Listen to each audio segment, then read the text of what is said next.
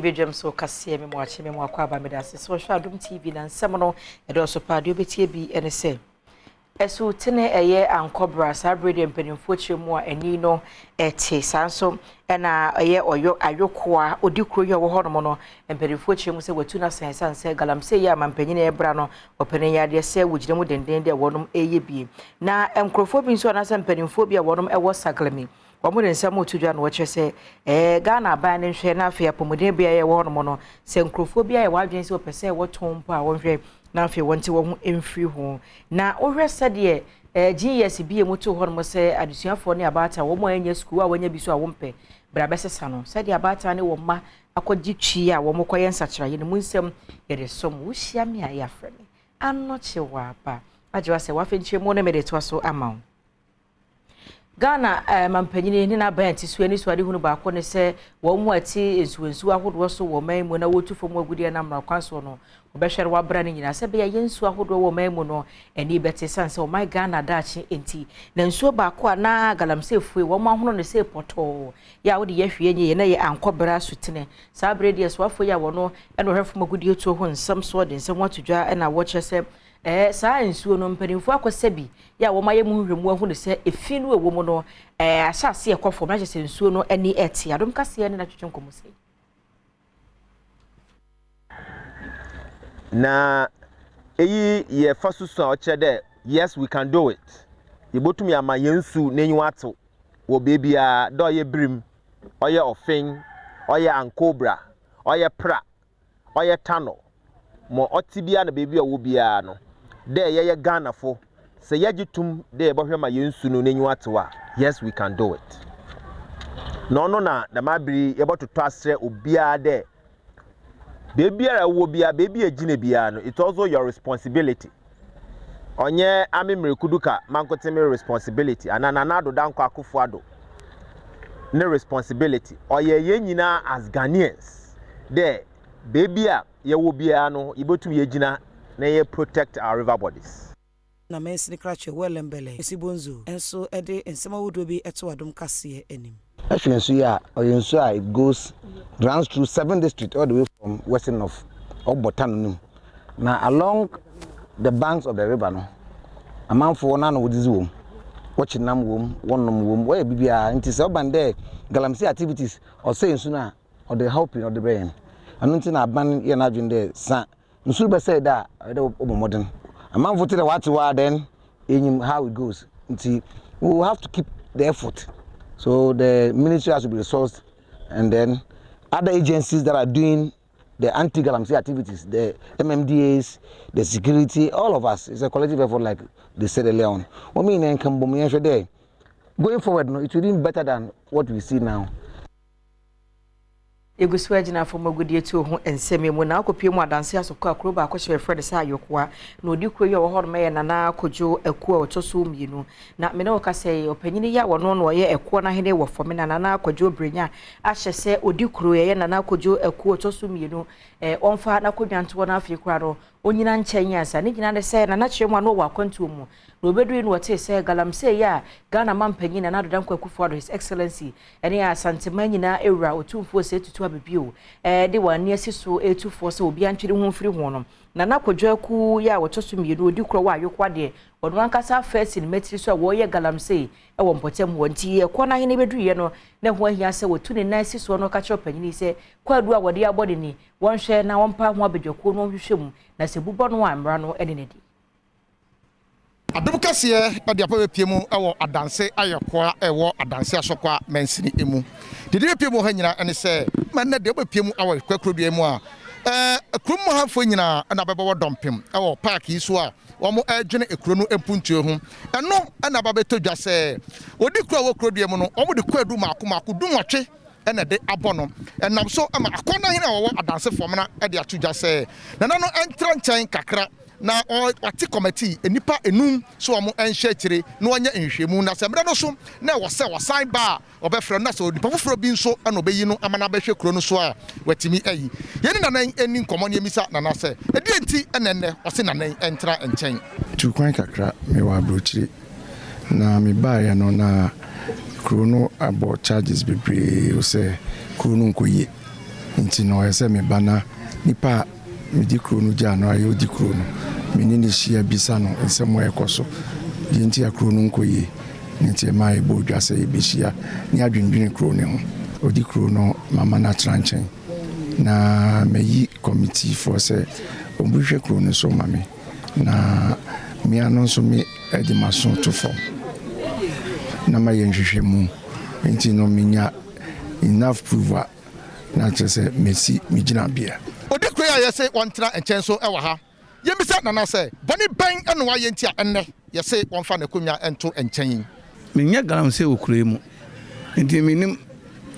di entra amode hye me se meye galamse okure mu ya metia me ntu galamse kodo de bom se me ntranchen no mini problem mintum feze mintu galamse bia na makoji sase na tum na galamse ske bia so nimo ni ngina fre o mese galamse nso mingutu galamse enti pani bia fen ko jampon na kutu galamse ena ode ho nchire me ti media enhame enti me wase min tranche mintum ze min tranche ba to se min tranche ya mini problem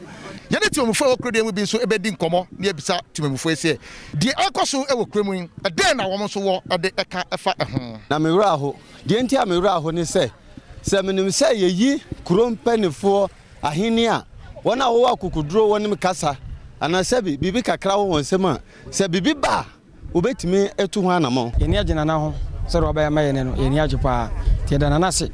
so aboye no ade se dwumodi okwa ade amaye ne so se wotima de na konwa ade ato nchen kakra ade ade amaye ne ntini se kuro no puntu bia ade emmam midin ade Isaac K Namanyo Adom kase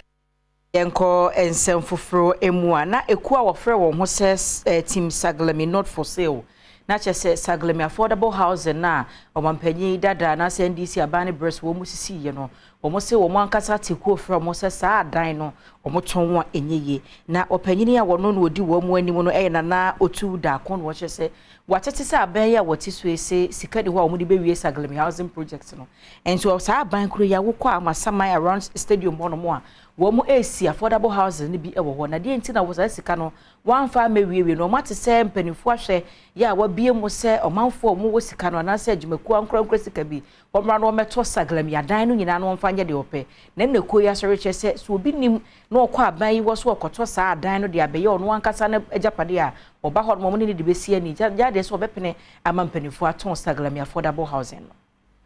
a minister person chere ne se sika pudu a ye hia si ye de beye Saglemi ye na ya sha asia ton no aban ni bi enti de sa no ode ma ankorakore na ankorakora ba beto na chese aban to ama ankorakore no na ankorakora ni to wi a ono atonton ane ese adabraka ni edikan ni enti a gi sky free suze credit woni se ye besisi dan ya efo na sabita frache private man be no so won pemfa so da bio aban krompo ton Saglemi housing project ana dan sign no form na obi a ono pemfa so ana afedie oba beton Saglemi ye hunu se emu Ghana for because Ghana for do no aniska adenti o se ye nya sika enye ana ese na se woto sika no de be den wo se ye de kwasha foforo ase wa masame na ese what the kwasha foforo ase wa masame sen ene se sika no a sabi mo pede akwasha foforo ase wa masame no ade na me nkopo besia anye bia $3 billion kwana nam kwanso be ye nyi bi ne mfa nko wie Saglemi na Saglemi na nka sem finance no and then finance no by selling it to other people or see there be omunya na the $55 million bi tio $55 million bi eba be see adankra be ye 12,000 enti won hwe ya umema ye nyina ya so a support say na say $55 million AC 12,000 housing unit there and they say yo because obi the $200 million AC 1,506 ni aye can say 5,000 housing units and by that there twam eka say wo kwakwaje $200 million e de si na say o man fancy a wo bia wadi sika bia emra ni no kra ni say mom mfa mo say nka Saglemi na wanya bibi ama wase a ye nya no e mo no kro no na ye hwa ban na ye catch ban say so nim na otonwa we will force him to rescind his decision apart from that private developer bia nkrakra ni pa bia wo ba ya wadwene say wo wamim e na opese menkum nyanti wo ba beto no me eni minua no maka ye ka wo say aban bia sesa empo aban we ya sesa na ban kro no ani nipa betena so a yen ye be force ama saa dream ne keta hye ene prayer kankan ene odo a yen nyama oman no se bita frache eto betwa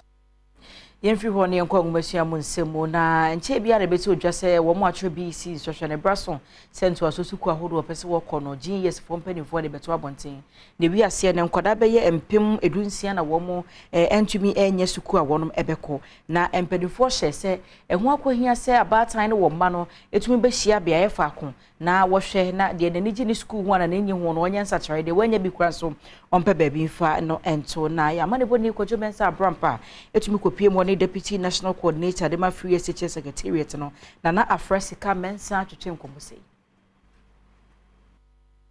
it be a change of school, change of status, change of program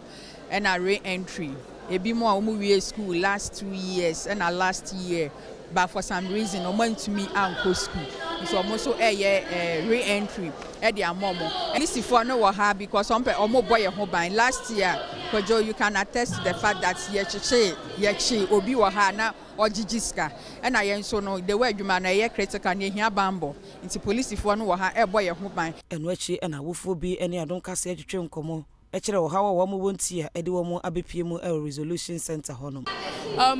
Pacho ye checking schools no ba ye schools. Inti abase e be self placement. I felt very bad when I said me school in schools na me to see no. Ni ana me pe no yan fam ma me ye ma me last choice na me pe. Grade ni dey schools ni nyina wanya bi. Di na echusu nyina technical school na ye pe. East India onya mu we bi ade anka many mejo. Well, you know, things are in place. Things are in place. And yeah, and you go akwa. It may advise the parents no say o monka o makuma to me. Yen consent fufuro emuana enkra hase oba hanomo a eye mantem no swafo Henry Court ni mpanimfo wo hwe bambo ho nsem so meche ye Regional Security Council di 20 ase Rexec no wo mu chemu East Legon fa ba bi wo ma sa brede wo mu age ho wo mu kan brofum se security zone ni nyina ye se old top kings honomo no Empire Builders no wo mu ene o manfo bi de se ani a wo mu gidi se basabasa ye betima ma na homene so enti sa bia honomo no mpanimfo chemu a se bia bambo ho nsem betima gina branenti wo mu djuma ho bi antwo ho firi wo mo aye wadwen se obekọ akodi wo djuma no wo mo de nhoma hodo asense ho akye se bia ho no no ye nko sanse hwehwemu eguso koso companies mienu bi a nansen ase ensohie bi ehuru wo mu ntem no wo mu din e de Top Kings and Empire Builders wo mu wo East Legon Potem ho se ahwe ana sankrofo emienu yi wo ma ntoka kase esi ewo ho wenti no Regional Security Council mra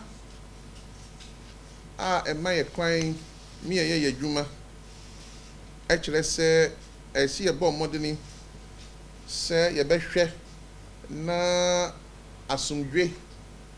ene emra no se enkrofo bedi so e region ha ye gina sa tumi so sa mra no eye the friend says Security and Intelligence Agencies Act 2020 at 10:30 section 7 hono ene mai sa tumi say mre bia no yenhwe se enkrofo bedi mra no so na asumje so aba bebi a sa area ho ni nyina no a wan twi manso no Regional Security Council efi neko no ye take over ho ntia ho no aye security zone obia entumi nko ho biom ko no ye bo ye nuanom a obroni atuni din se land guard ye bo mkoko se efi neko no sa edwuma no etontwa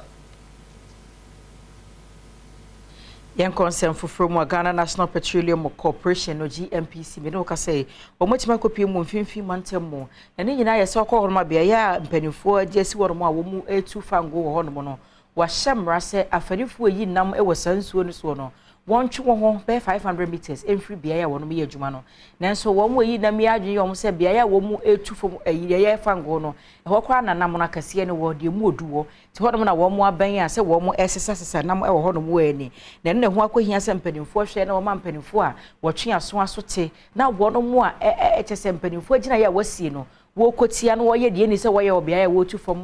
fango no wo no wo mo edikosia ni ade na ayeye wo no eni so anya yie na wo hwe se machines yi koba na kenu kete eni pa be 10 boom na machines na se da dia ni be free to ebe bo kenu ni mu feni pa wo mu nyina da hwiro mo nkwa kenu be papa